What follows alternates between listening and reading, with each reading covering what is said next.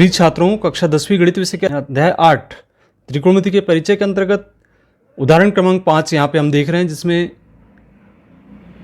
त्रिभुज OPQ में जिसका कोण P है, समकोण है OP बराबर 7 सेंटीमीटर और OQ ऋण PQ बराबर 1 सेंटीमीटर है। आकृति में जैसा कि दिया गया है, तो साइन Q और कॉस Q के मान हमें ज्ञात करना है। तो आपको यहाँ पे चूंकि कोण दिया गया है, इस कोण के आधार पे हमें लेकर चलना है। तो आप देख रहे हैं इस समकोण त्रिभुज में यहाँ पे चूंकि यहाँ कोण Q लेना है, तो इसका मतलब ये हुआ कि ये हमारा आधार होगा और ये लंब होगा और ये हमारा कर्ण हो गया। तो इस प्रकार हमें आधार ज्ञात करना है और कर्ण का मान ज्ञात करना है, लंब का मान हमें ज्ञात है। त्रिभुज OPQ में पाइथागोरस प्रमेय के अनुसार यहाँ पे कर्ण OQ का वर्ग बराबर लंब OP का वर्ग धन आधार PQ के वर्ग के होगा।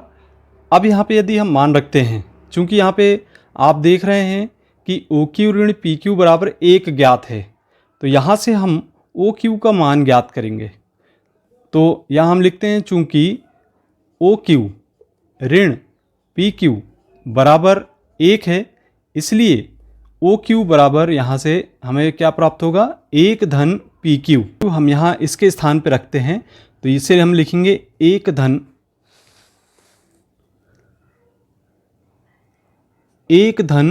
PQ की घात 2 बराबर OP की घात 2 धन PQ की घात 2।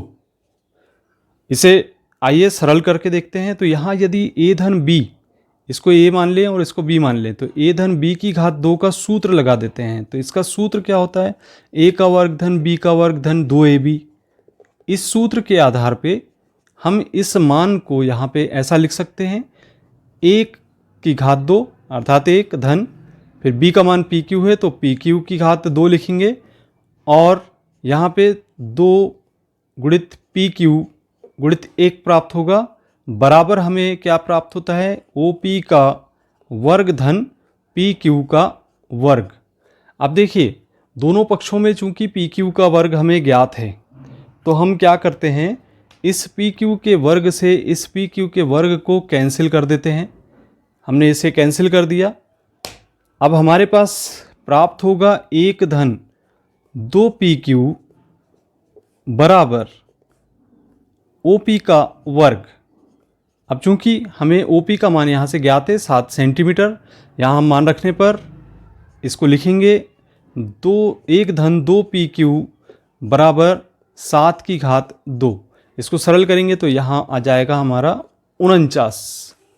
इसे हम ऐसा लिख सकते हैं। तो ये आ गया 1 धन 2PQ बराबर 7 की घात 2 और बराबर 7 की घात 2 को हल करते हैं तो साथ ही 49 होता है। तो 49 हमें प्राप्त हो गया। अब हम पक्षांतर करते हैं 1 का, तो 2PQ बराबर 49 ऋण 1 होगा और 49 में से 1 को यदि घटाते हैं तो हमें प्राप्त होगा 48। 48 के तरफ हम 2 का पक्षांतर करते हैं तो PQ बराबर हमें प्राप्त होगा 48/2। इससे कैंसिल करने पर 2 दूनी 4, 2 चौके 8, तो PQ का मान हमें प्राप्त हो जाएगा यहाँ से 24। तो देखा आपने, PQ का मान हमने प्राप्त कर लिया। ये हमारा आधार होगा, ये हमारा आधार होगा और चूंकि लंब हमें ज्ञात था तो आधार PQ हमने ज्ञात कर लिया। अब हमें कर्ण का मान ज्ञात करना है। तो कर्ण के मान को ज्ञात करने के लिए हम क्या करेंगे, यहाँ पर चूंकि हमें ज्ञात है Q ऋण PQ बराबर 1, इसमें हम मान रख दें तो OQ का मान आप क्या रखेंगे, यहाँ से आपको ज्ञात करना है कर्ण और PQ का मान 24 लिख देते हैं बराबर 1। 24 का इधर पक्षांतर करते हैं तो 24 का पक्षांतर करने पर OQ का मान हमें मिल जाएगा 1 धन 24 और इसका योग करते हैं 1 में, तो 24 का योग करने पर हमें प्राप्त होता है OQ का मान 25। तो ये जो 25 प्राप्त हुआ है यह हमारा कर्ण होगा। अब हमने सारे मान प्राप्त कर लिए हैं।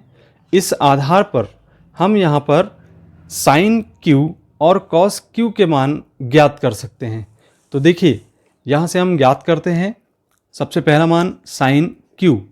अब चूंकि साइन थीटा बराबर हम जानते हैं कि लंब बटे कर्ण होता है, लंब बटे कर्ण, और अभी हमने देखा कि लंब का मान हमें प्राप्त हुआ है, हमें ज्ञात था 7 सेंटीमीटर और कर्ण का मान हमें मिल गया 25। तो 7/25 इसका आंसर होगा साइन क्यू का।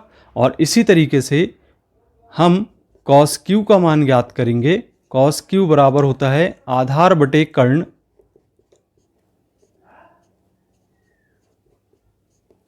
आधार का मान हमने यहां से ज्ञात किया था, आधार